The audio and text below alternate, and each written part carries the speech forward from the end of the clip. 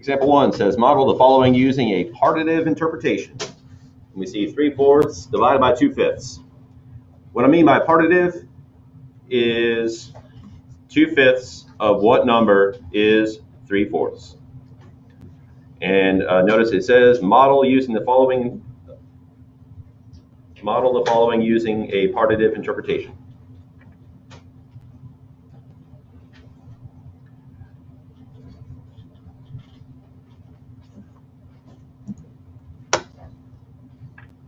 Okay, so if I know that 3/4 is 2/5 of what number, what I need to do is I'm going to model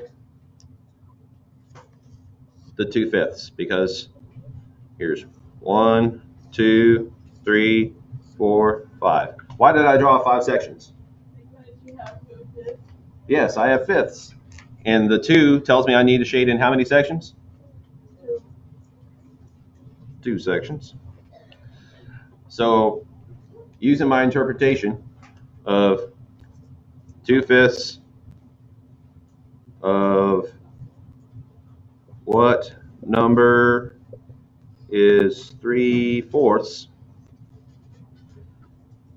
I know that from here to here is 3/4.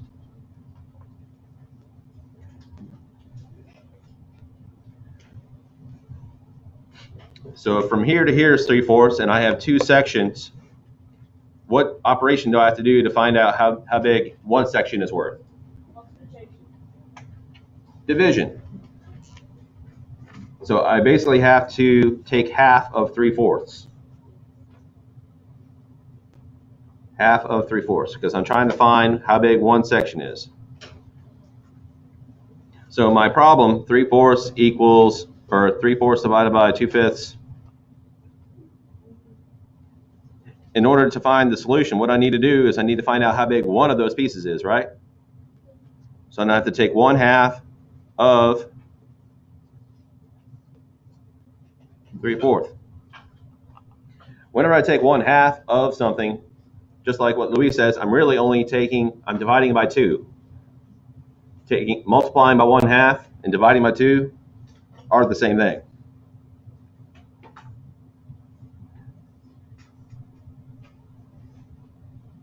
So what I need to find is half of 3/4, and then how many sections do I have total? 1, 2, 3, 4, 5. So whatever this one section is, I need to multiply it by 5 when I'm done to get my final answer.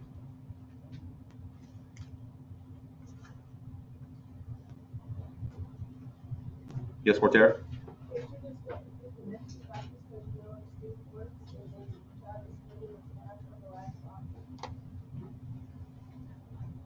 I could do something similar to that.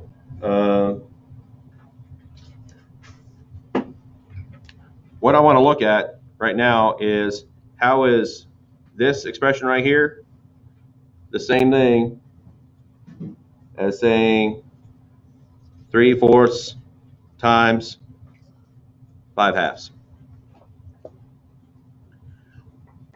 What's the relationship between this expression here and this expression here?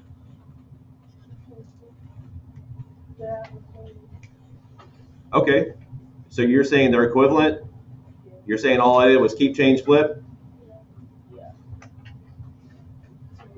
So if this model doesn't make any sense to you at all, couldn't you just always go back to the same maxim of keep, change, flip?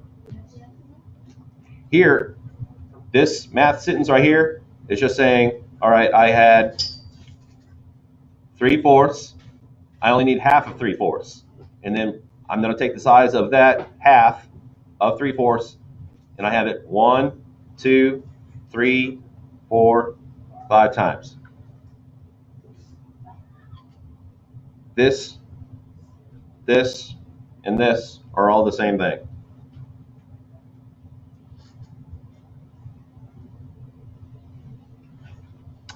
So if I did multiply straight across, what am I left with? 15 Eighths. Because 3 times 5 is 15. 4 times 2 is 8. So, yes, Cortair? Yeah. Do you know the answer?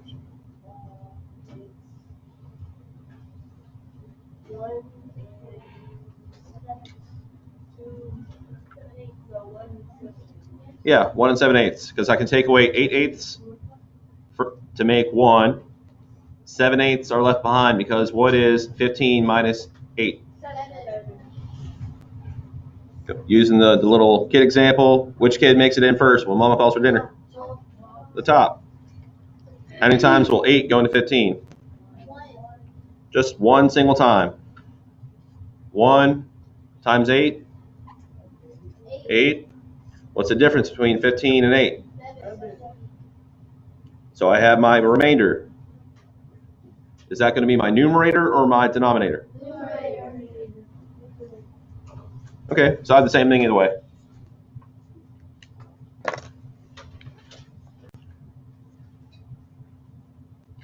Now, on the test, there is going to be a diagram quite similar to something like this. And I'm going to show that you have some subtotal, some part of a whole, and then I'm going to ask you how big is each one of these. And it's just going to be a picture, and you're not going to have to do any math, but you're going to have to identify what is going on here. So this would be 1/2 of 3/4.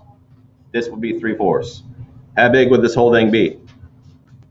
What did I model from the start? 2/5. Because I have 1, 2, 3, 4, 5, and 2 of those are in there.